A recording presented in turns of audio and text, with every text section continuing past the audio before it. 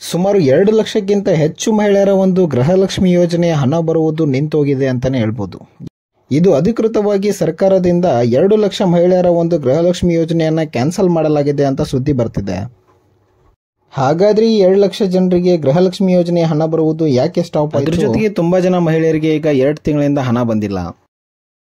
ಅವರು ಕೂಡ ತಮ್ಮ ಒಂದು ಅಪ್ಲಿಕೇಶನ್ ಸ್ಟೇಟಸ್ ಅನ್ನ ಚೆಕ್ ಮಾಡೋದು ಹೇಗೆ ಅನ್ನೋದನ್ನ ಈ ಒಂದು ವಿಡಿಯೋದಲ್ಲಿ ನೋಡೋಣ.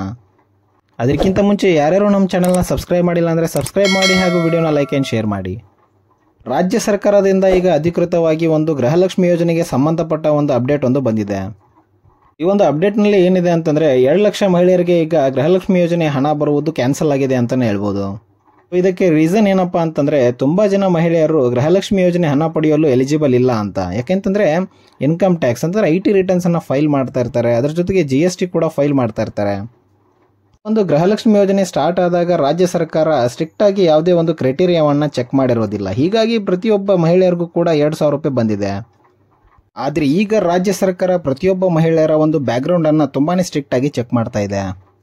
ಯಾರ್ಯಾರಿಗೆ 2 ತಿಂಗಳಿಂದ ಹಣ ಬಂದಿಲ್ಲ ಹಾಗೂ ಅವರು IT ರಿಟರ್ನ್ಸ್ ಅನ್ನ ಫೈಲ್ ಮಾಡ್ತಾ ಇರ್ತಾರೋ ಅಥವಾ GST ಅನ್ನ ಫೈಲ್ ಮಾಡ್ತಾ ಇರ್ತಿರೋ ಹಾಗೂ ಗಂಡ ಅಥವಾ ಹೆಂಡತಿಯ ಒಂದು 8 ಲಕ್ಷಕ್ಕಿಂತ ಹೆಚ್ಚು ಟ್ರಾನ್ಸಾಕ್ಷನ್ ಮಾಡಿರ್ತಾರೋ ಅವರಿಗೆ ಈ ಒಂದು ಗೃಹಲಕ್ಷ್ಮಿ ಯೋಜನೆ ಕ್ಯಾನ್ಸಲ್ ಆಗಿದೆ ಅಂತಲೇ ಹೇಳ್ಬೋದು.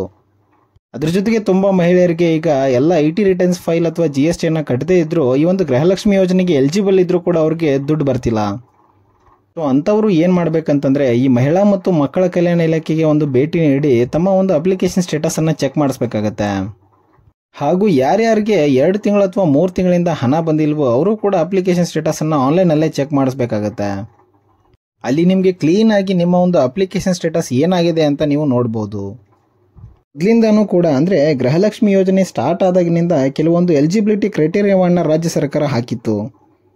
ಆದರೆ ಅದನ್ನು ಸ್ಟ್ರಿಕ್ಟ್ ಆಗಿ ಚೆಕ್ ಮಾಡಿರಲಿಲ್ಲ. ಹಾಗಾಗಿ ತುಂಬ ಜನ ಮಹಿಳೆಯರಿಗೆ ಈಗ 2,000 ರೂಪಾಯಿ ಬಂದಿತ್ತು. ಆದರೆ ಈಗ IT ರಿಟರ್ನ್ಸ್ ಫೈಲ್ ಆಗಿರ್ಬೋದು, GST ಫೈಲನ್ನು ಯಾರು ಮಾಡಿರ್ತಾರೋ ಹಾಗೂ 8 ಲಕ್ಷ ರೂಪಾಯಿವರೆಗೂ ಯಾರು ಟ್ರಾನ್ಸಾಕ್ಷನ್ನ ಮಾಡಿರ್ತಾರೋ ಅವರಿಗೆ ಈ ಒಂದು ಗೃಹಲಕ್ಷ್ಮಿ ಯೋಜನೆ ಹಣ ಬರುವುದಿಲ್ಲ ಅಂತಲೇ ಹೇಳ್ಬೋದು. ಇನ್ನೊಂದು ಇಂಪಾರ್ಟೆಂಟ್ ಅಪ್ಡೇಟ್ ಏನಪ್ಪ ಅಂತಂದರೆ ಈ ಒಂದು ಜುಲೈ ಮತ್ತು ಆಗಸ್ಟ್ ತಿಂಗಳ ಒಂದು ಹಣ ಯಾರಿಗೂ ಬಂದಿಲ್ವೋ ಅವರು ಈ ಒಂದು ತಿಂಗಳ ಎಂಡ್ವರೆಗೂ ನೀವು ವೇಟ್ ಮಾಡಬೇಕಾಗತ್ತೆ.